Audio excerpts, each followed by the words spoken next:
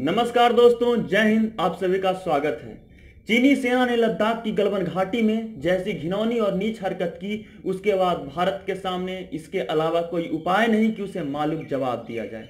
आनंद फानन में विश्व महाशक्ति बनने के नशे में चूर चीन को जवाब देने के कई तरीके हैं और उनमें से एक प्रभावी तरीका है उसकी आर्थिक ताकत पर पूरी शक्ति से प्रहार करना।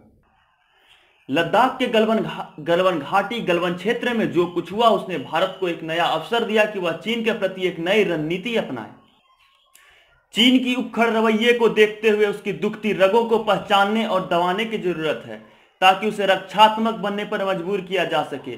भारत को अब तक यह समझ जाना चाहिए था कि चीन की कम्युनिस्ट सरकार अपनी सैनिकों और आर्थिक ताकत के बूते पर दुनिया में भले ही दादागिरी करने और अमेरिका से लेकर ब्रुनई जैसे छोटे छोटे देश को धमकाने की हिमाकत तो खूब करती है, लेकिन तिब्बत, पूर्वी तुर्किस्तान, दक्षिण मंगोलिया जैसे उपनिवेश और हांगकांग, मकाओ एवं ताइवान के सवाल पर सुरक्षित महसूस करती है।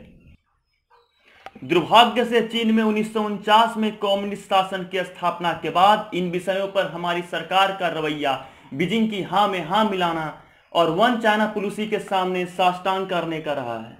चीन के आक्रामक तेवरों को देखते हुए यह जरूरी हो गया है कि भारत अपनी नीति पर नए सिरे से विचार करे। चीन से परेशान दूसरे देशों के साथ साझा हितों के मामले में सामूहिक शक्ति के केंद्र के रूप में विकसित करे।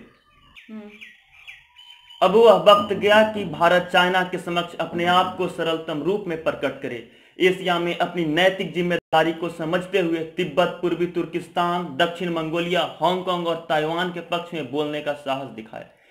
चीन की सबसे ज्यादा दुखने वाली रग है तिब्बत। लद्दाख, सिक्किम और अरुणाचल में चीन केवल इस कारण तनकर खड़ा है कि 1951 में वह तिब्बत पर अवैध कब्जा करके भारत की सीमाओं तक आ पहुंचा है।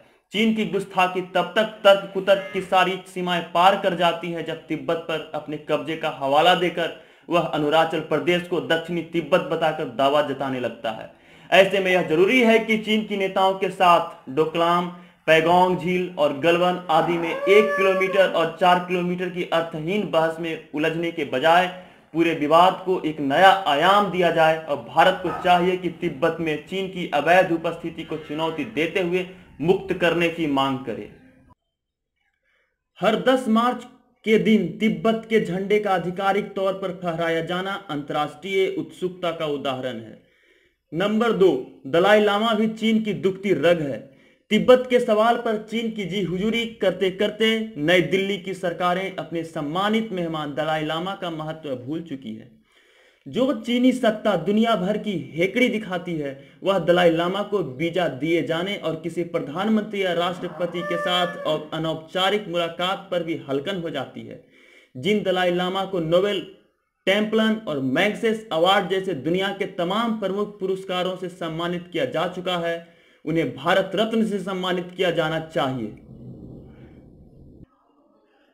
उन्हें भारत रत्न से सम्मानित किया जाना न केवल भारत की एक बड़ी गलती को ठीक करेगा बल्कि यह एक ऐसा अहिंसक और आदर्श ब्रह्मास्त्र सिद्ध होगा जो पूरी चीनी सत्ता को ब्यौरा देने के लिए काफी होगा।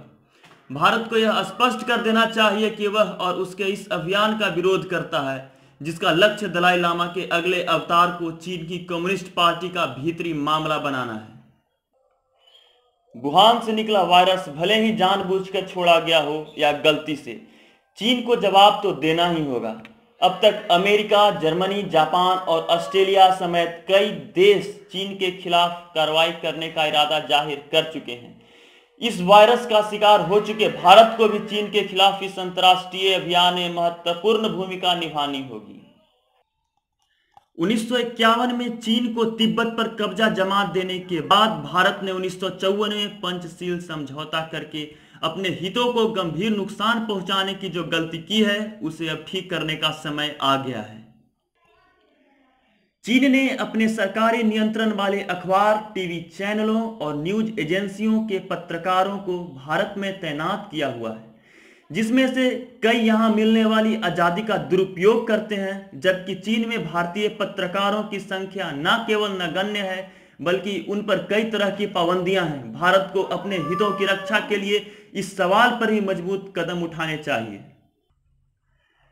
कोरोना वायरस के कारण दुनिया भर में चीनी उत्पादों तथा चीनी कंपनियों के विरुद्ध एक गंभीर आर्थिक युद्ध शुरू होने के पूरे आसार हैं। शी जिनपिंग द्वारा खुद को जिंदगी भर के लिए तानाशाह घोषित कर देने के इस फैसले से चीनी कम्युनिस्ट पार्टी में पहले ही विद्रोह के संकेत हैं। यह तय है कि चीनी निर्यात से जुड़े उद्योगों को बंद होने पर करोड़ों चीनी नागरिक अपने रोजगार खो बैठेंगे। उस हालत में चीन ने धेन आगमन चौक से कई गुना बड़ी उथल पुथल हो सकती है। ऐसे में भारत को अपने आत्मघाती आदर्शवाद को छोड़ना होगा और चीन के मुकाबले के लिए केवल सैनिकों की तैयारी की बजाय कूटनीतिक आक्रामकता को अपनाना होगा। इसी के साथ मैं संजीव कुमार आपसे विदा लेता हूं। मिलता हूं एक नए वीडियो में नए शीर्षक के साथ। तब तक के लिए जय हिंद, जय भारत।